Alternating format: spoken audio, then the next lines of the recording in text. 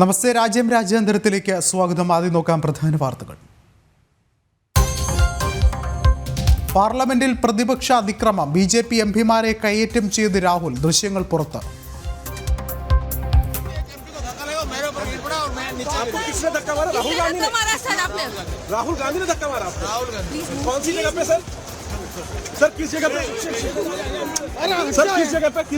പരിക്കേറ്റ 2 ബിജെപി എംപിമാർ ആശുപത്രിയിൽ. ശീതകാല സമ്മേളനം വെട്ടിച്ചുരുക്കില്ല. പ്രതിപക്ഷത്തിന് കേന്ദ്രമന്ത്രിമാരുടെ രൂക്ഷ വിമർശനം.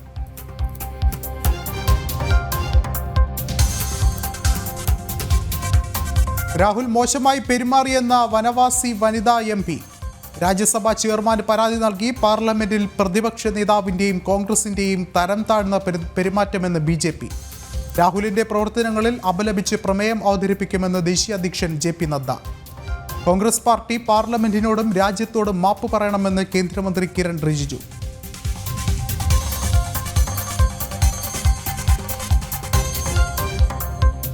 അതിർത്തി സുരക്ഷയിൽ അമിത്ഷായുടെ നേതൃത്വത്തിൽ പ്രത്യേക യോഗം. കരസേന BSF മേധാവിമാർ പങ്കെടുക്കുന്നു.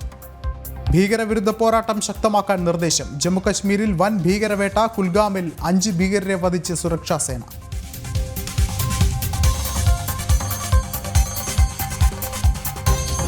മുംബൈ അഹമ്മദാബാദ് ബുള്ളറ്റ് ട്രെയിൻ പദ്ധതിയുടെ നിർമ്മാണം അവസാന ഘട്ടത്തിലേക്ക്. 2027 നവംബറോടെ ട്രെയിൻ ഓടിത്തുടങ്ങുമെന്ന പ്രതീക്ഷയിൽ രാജ്യം.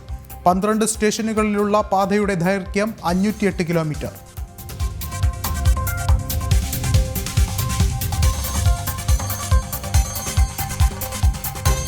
താലിബാനെയും സിറിയൻ വിമതർ ഹൈത്ത് തഹ്രീർ അൽ-ഷമിനെയും ഭീകര സംഘടനകളുടെ പട്ടികയിൽ നിന്ന് മാറ്റാൻ റഷ്യയിൽ നിയമനിർമ്മാണം. പുതിയ നിയമപ്രകാരം 2 സംഘടനകളും ഭീകര വിഭാഗങ്ങളുടെ പട്ടികയിൽ നിന്ന് ഒഴിവാകും. നിയമം പാസ്സായത് റഷ്യൻ പാർലമെന്റ് അധോസഭയിൽ.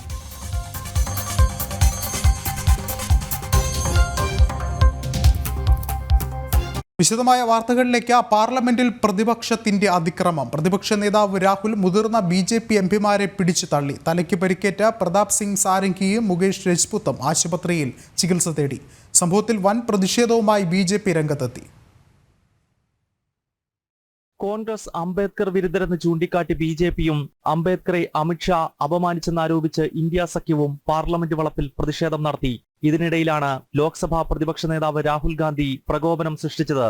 BJP അംഗങ്ങൾക്കിടയിലേക്ക് വന്ന രാഹുൽ മുതിർന്ന എംപിമാരെ പിടിച്ചുതള്ളി. ഒഡീഷയിൽ നിന്നുള്ള പ്രതാപ് സിംഗ് സാരംഗി, UPയിൽ നിന്നുള്ള മുകേഷ് രാജ്പുത് എന്നിവർ നിലത്ത് വീണ് തലയ്ക്ക് പരിക്കേറ്റു.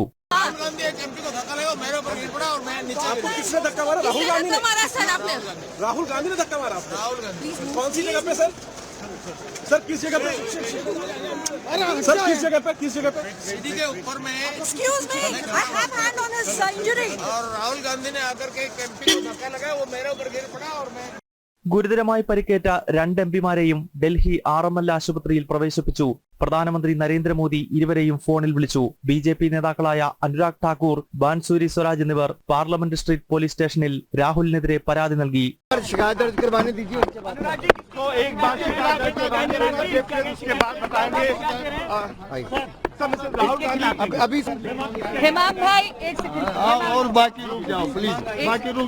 കേന്ദ്ര ആഭ്യന്തരമന്ത്രി അമിത്ഷാ പ്രധാനമന്ത്രിയെ കണ്ട് സാഹചര്യങ്ങൾ ധരിപ്പിച്ചു. പാർലമെന്റിന്റെ ഇരുസഭകളും പ്രക്ഷുബ്ധമായതിനെ തുടർന്ന് നാളത്തേക്ക് പിരിഞ്ഞു. ജനം, ഡൽഹി. പ്രതിപക്ഷ നേതാവ് രാഹുൽ മോശമായി പെരുമാറിയെന്ന് നാഗാലാൻഡിൽ നിന്നുള്ള വനിതാ MP ഇക്കാര്യം ചൂണ്ടിക്കാട്ടി രാജ്യസഭാ ചെയർമാന് പരാതി നൽകി. പാർലമെന്റിൽ കോൺഗ്രസിന്റേത് തരം താഴ്ന്ന പെരുമാറ്റമെന്ന് BJP കുറ്റപ്പെടുത്തി. രാഹുലിന്റെ പ്രവർത്തനങ്ങളിൽ അപലപിച്ച് പ്രമേയം അവതരിപ്പിക്കുമെന്ന് കേന്ദ്രമന്ത്രി JP നദ്ദ അറിയിച്ചു. കോൺഗ്രസിന്റെയും പ്രതിപക്ഷ നേതാവ് രാഹുലിന്റെയും തരം താഴ്ന്ന പെരുമാറ്റമാണ് പാർലമെന്റിലുണ്ടായ അനിഷ്ട സംഭവങ്ങൾക്ക് കാരണമെന്ന് BJP കുറ്റപ്പെടുത്തി. രാഹുലിന്റെ പ്രവർത്തനങ്ങളിൽ അപലപിച്ച് പ്രമേയം അവതരിപ്പിക്കുമെന്ന് കേന്ദ്രമന്ത്രി JP നദ്ദ രാജ്യസഭയിൽ പറഞ്ഞു. सभापति जी, मैं ये कहना चाहता हूं कि यह सदन इस घटना की कड़े शब्दों में निंदा करता है और मैं प्रस्ताव लाना चाहता हूं कि जो हमारे लोकसभा के लीडर ऑफ ऑपोजिशन हैं, उनके कृत्य के लिए आज जो उन्होंने किया है उसको कड़े शब्दों में यह सदन कड़े शब्दों से निंदा करता है, भर्त्सना करता है. ബഹളത്തിനിടയിൽ രാഹുൽ മോശമായി പെരുമാറിയെന്ന് നാഗാലാൻഡിൽ നിന്നുള്ള വനിതാ MP എസ് ഫാങ്നോൺ കൊന്യാക് ആരോപിച്ചു. രാഹുൽ പിടിച്ചു തള്ളിയെന്നും അപമാനിക്കുന്ന രീതിയിലായിരുന്നു രാഹുലിന്റെ പെരുമാറ്റമെന്നും MP രാജ്യസഭാ ചെയർമാന് പരാതി നൽകി. आज जो हुआ है बहुत दिल दुख हुआ है, अच्छा नहीं लगा. ऐसे नहीं होना चाहिए क्योंकि एक संसद को एक रिस्पेक्ट देता है, एक हिसाब देता है. हम लोग कोई आता है तो हम लोग बैठ जाते हैं, साइड करते हैं. तो ऐसे हम लोग जब प्रोटेस्ट कर रहा था आगे आके वो ग्रुप में था तो आगे आके ऐसे थ्रेटन करना वो अच्छा नहीं लगा. രാഹുലിന്റെ പെരുമാറ്റത്തിൽ കോൺഗ്രസ് പാർട്ടി പാർലമെന്റിനോടും രാജ്യത്തോടും മാപ്പ് പറയണമെന്ന് കേന്ദ്രമന്ത്രി കിരൺ റിജിജു ആവശ്യപ്പെട്ടു. പാർലമെന്റ് ഗുസ്തിക്കുള്ള വേദിയല്ലെന്നും അദ്ദേഹം രാജ്യസഭയിൽ പറഞ്ഞു. श्रीमान राहुल गांधी जी का जो व्यवहार के लिए पूरा कांग्रेस सदस्य इस सदन से माफी मांगे, देश से भी माफी मांगे. ये संसद कोई कुश्ती का अखाड़ा नहीं है. यहाँ हाथ किसी एक दूसरे MP को इस तरह हाथ नहीं उठा सकते हैं.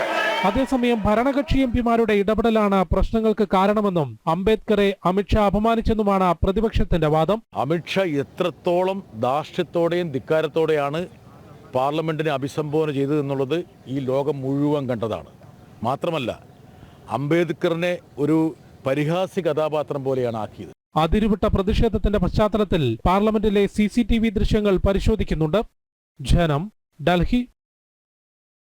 കേന്ദ്ര ആഭ്യന്തരമന്ത്രി അമിത്ഷായുടെ നേതൃത്വത്തിൽ പ്രത്യേക യോഗം ചേർന്നു. അതിർത്തി സുരക്ഷയുമായി ബന്ധപ്പെട്ട് അടിയന്തര യോഗമാണ് ജമ്മുകശ്മീരിൽ വെച്ച് നടന്നത്.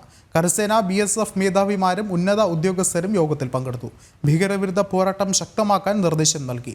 ജമ്മുകശ്മീർ ലഫ്റ്റനന്റ് ഗവർണർ NIA മേധാവിയും യോഗത്തിൽ പങ്കെടുത്തു. കൂടുതൽ വിവരങ്ങളുമായി ജിഷ്ണു കൃഷ്ണൻ ചേരുന്നുണ്ട്. ജിഷ്ണു, എന്തൊക്കെ പ്രധാനപ്പെട്ട നിർദ്ദേശങ്ങളാണ് യോഗത്തിൽ നിന്ന് ഉണ്ടാകുന്നത്?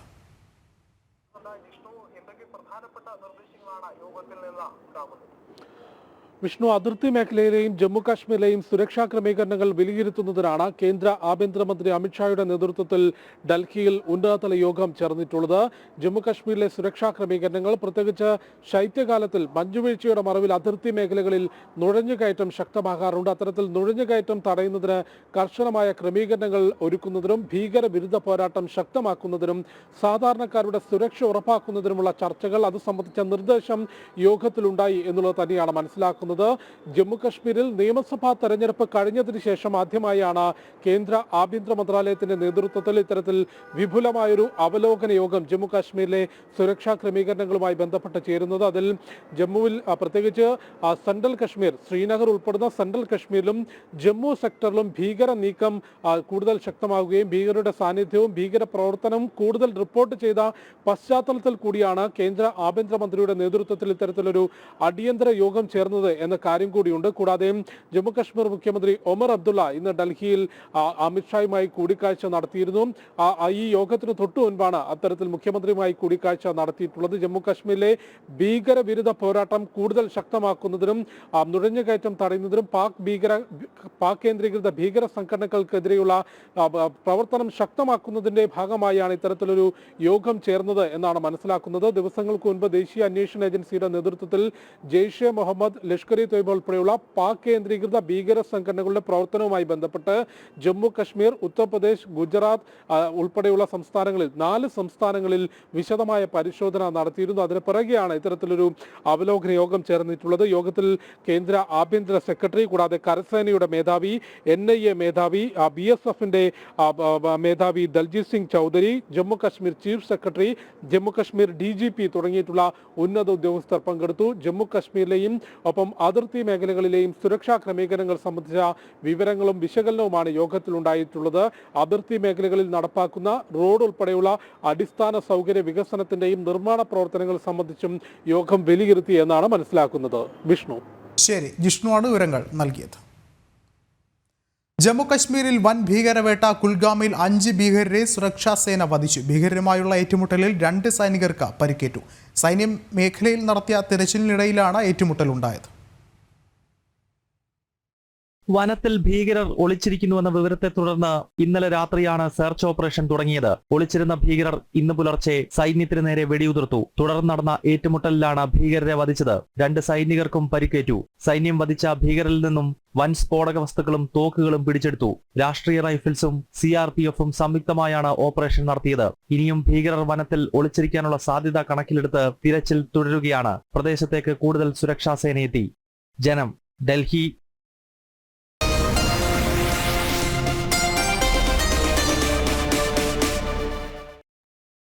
വീണ്ടും വാർത്തകളിലേക്ക്. രാജ്യവികസനത്തിനൊപ്പം കുതിപ്പിനൊരുങ്ങി മുംബൈ അഹമ്മദാബാദ് ബുള്ളറ്റ് ട്രെയിൻ പദ്ധതിയുടെ നിർമ്മാണം അവസാന ഘട്ടത്തോട് അടുക്കുന്നു. 2027 നവംബറോടെ ട്രെയിൻ ഓടിത്തുടങ്ങുമെന്നുള്ള പ്രതീക്ഷയിലാണ് രാജ്യം. 12 സ്റ്റേഷനുകളുള്ള മുംബൈ അഹമ്മദാബാദ് പാതയുടെ ദൈർഘ്യം 508 കിലോമീറ്ററാണ്. ഗുജറാത്തിലെ ബുള്ളറ്റ് ട്രെയിൻ പാതയുടെ നിർമ്മാണ ഘട്ടങ്ങളുടെ വിശദീകരണവുമായി ശാലിനി തയ്യാറാക്കിയ റിപ്പോർട്ടിലേക്ക്.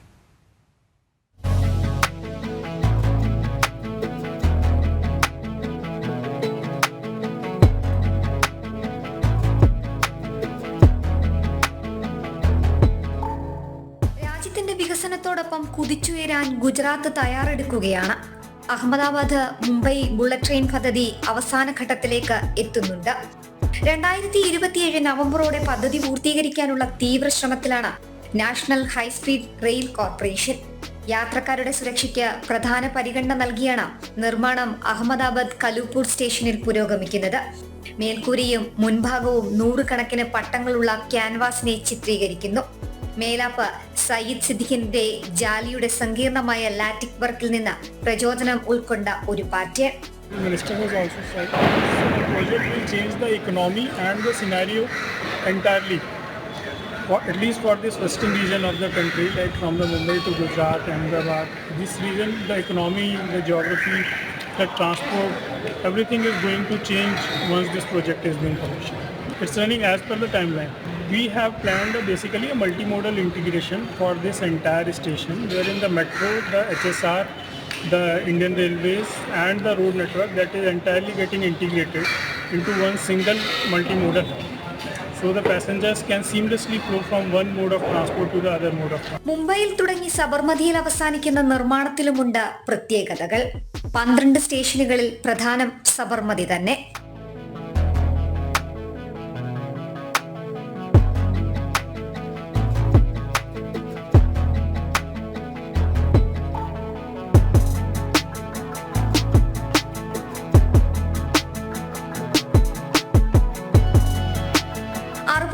ഹെക്ടർ സ്ഥലത്ത് പ്രത്യേക ഡിപ്പോ സ്റ്റേഷൻ സബർമതിയിൽ ഒരുക്കിയിട്ടുണ്ട്.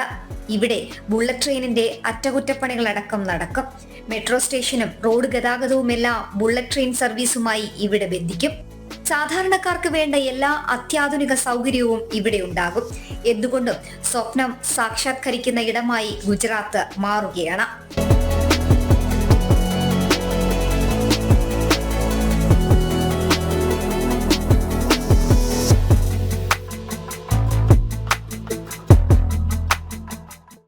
രാജ്യത്തിന്റെ വികസന പാതയ്ക്കൊപ്പം അതിന്റെ വേഗതയ്ക്കൊപ്പം സഞ്ചരിക്കാൻ രാജ്യത്തേക്ക് ഉടൻ എത്തുകയാണ്.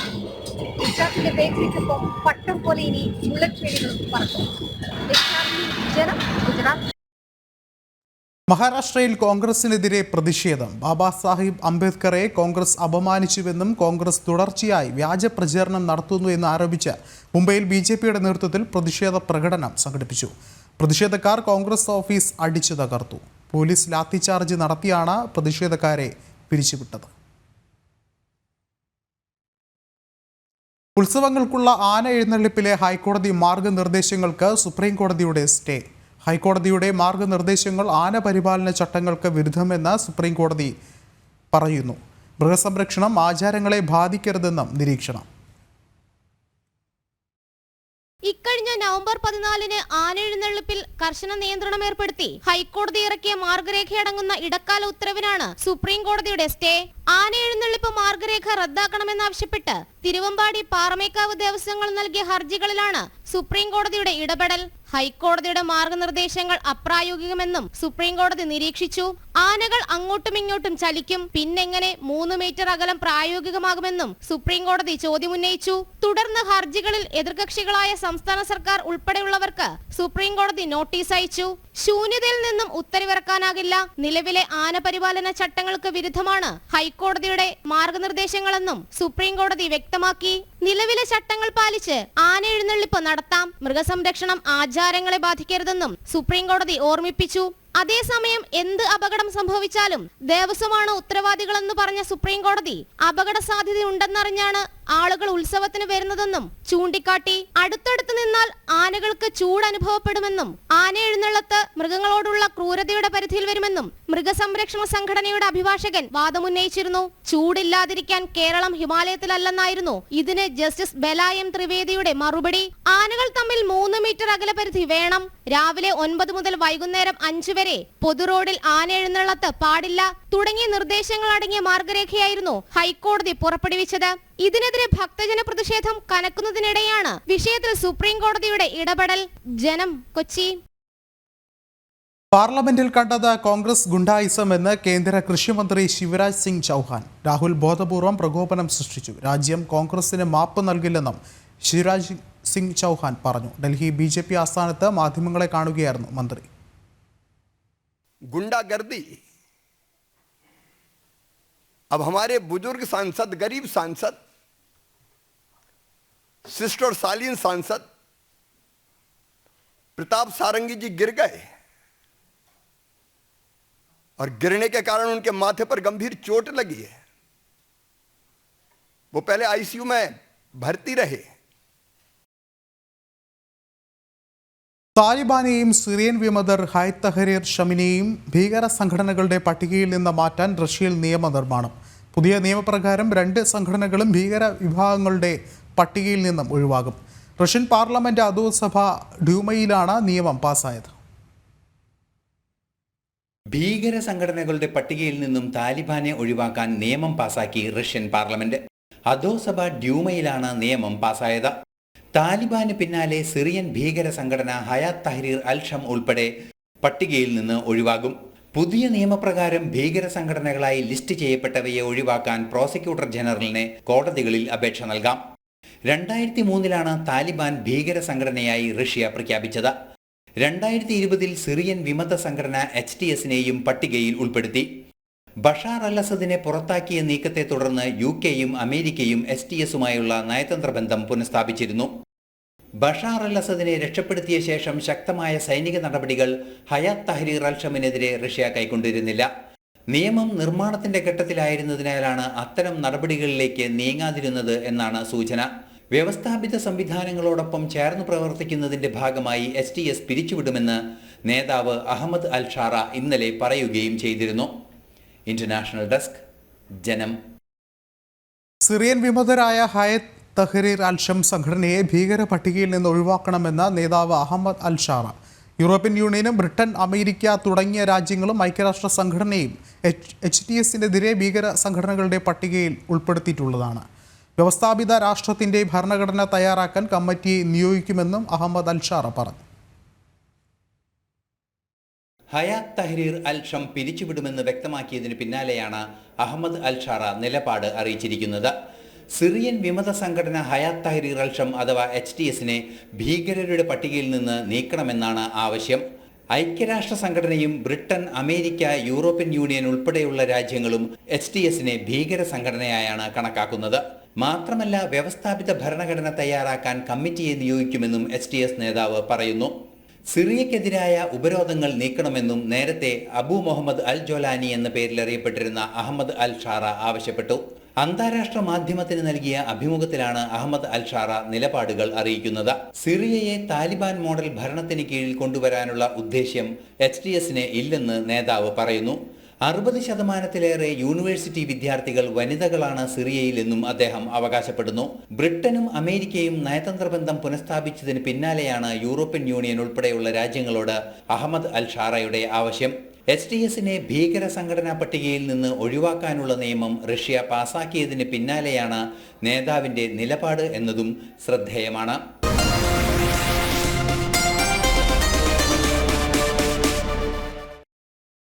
വീണ്ടും വാർത്തകളിലേക്ക്. യമനിലെ ഹൂതി കേന്ദ്രങ്ങളിൽ ശക്തമായ ആക്രമണം നടത്തി ഇസ്രായേൽ പ്രതിരോധ സേന. ഇസ്രായേലിനെതിരെ ഡ്രോൺ ആക്രമണം ഉൾപ്പെടെ ഈ അടുത്ത ദിവസങ്ങളിൽ ഹൂതി വിമതർ നടത്തിയിരുന്നു.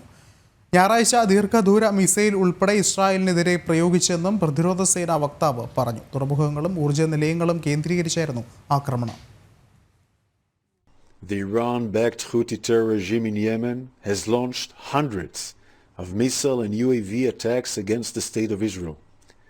This happened again tonight. The Houthi terror regime fired a missile towards central Israel, forcing millions of civilians to take cover in bomb shelters. In the last 2 weeks only, the Houthis fired a drone that hit an apartment block in southern Israel, and on Sunday they fired a long-range missile towards central Israel. The Houthis have been carrying out attacks against Israel in violation of international law, and the Houthi regime is a threat to peace and security in the region. Today, the IDF conducted precise strikes on Houthi military targets in Yemen, including ports and energy infrastructures in Sana'a, which the Houthis have been using in ways that effectively contributed to their military actions. Bulletin പൂർണ്ണമാവുകയാണ്. ഇടവേളയ്ക്ക് ശേഷം ജനം debate കാണാം. നമസ്തേ.